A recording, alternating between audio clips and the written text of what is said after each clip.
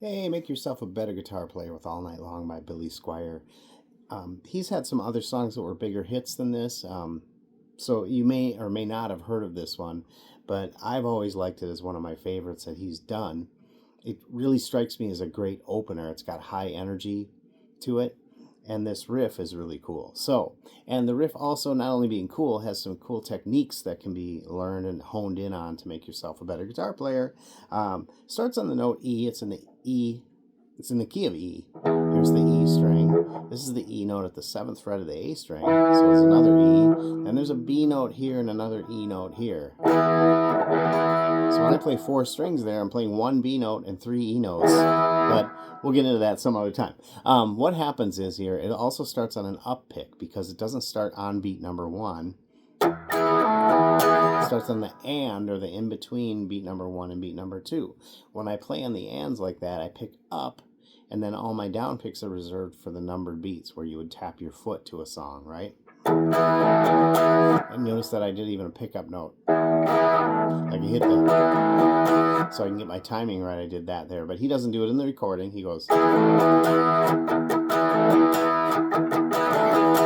Now you'll hear varying degrees of him hitting this chord with a pick versus where it hammers on. So try different things, but I think especially in the intro it sounds good to pick it. And then he does this. He touches all the strings and makes this sound, right? It's a down, up, down for that.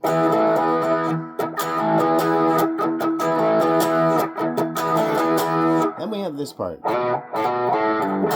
It's a quick hammer on from A to B. It's almost as if the A doesn't count. You're going right to B. It's not, right? So it almost sounds right to go.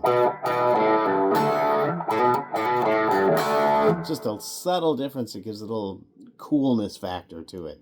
Also a good guitar technique that I thought would be great for people to work on if you're at that level. If this is really hard and it bums you out but you want to play it, forget the little hammer on, just go. But as you get better, so after the 2 hammer-ons, you hit the open A string, the G string, or the G note at the 6th string on the thickest string, right? The 3rd fret. And then a D chord. With the D chord, especially in this circumstance, hit the A string with the D chord here. And for me, I'm making it a D power chord. I'm not even hitting the skinny string on this. It's A and D, and then A and D.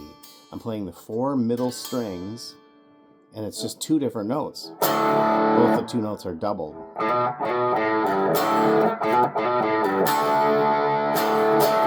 Now, in order to not hear the skinny string or the fat string, I do a couple things sometimes to make that happen. I control the notes I don't want to hear. Number 1, my ring finger at the 3rd fret of the B string here is angled in such a way that it knocks out the skinny string. If I strum it, this one won't make noise. A lot of times I'll use my thumb to touch the very top of the string to block that out or knock it out. If it accidentally gets strummed, it's not going to vibrate.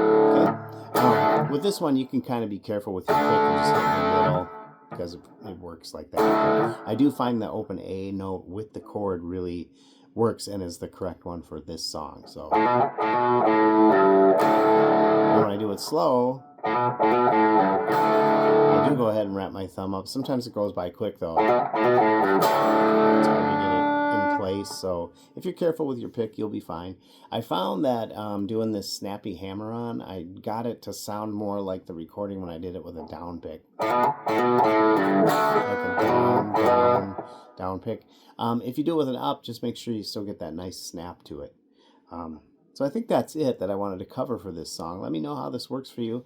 If you learned something, if it challenged you in some way, what was easy, what was hard, did it all make sense, all that stuff. I appreciate all your feedback.